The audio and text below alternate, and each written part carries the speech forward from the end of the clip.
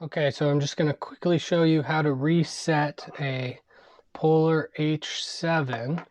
I've found a lot of the times when it stops connecting appropriately that a quick reset will put it right back where you need it. So I've already gone ahead and removed the battery. Once you've done that, what you're going to do is take your thumbs, place them on the two nodes here, hold for a total of 10 seconds. So 1, so there's 10 seconds. Now you're going to leave it for a total of 30. Okay. And once 30 seconds has passed, go ahead and put the battery back in and see if it pairs. Okay.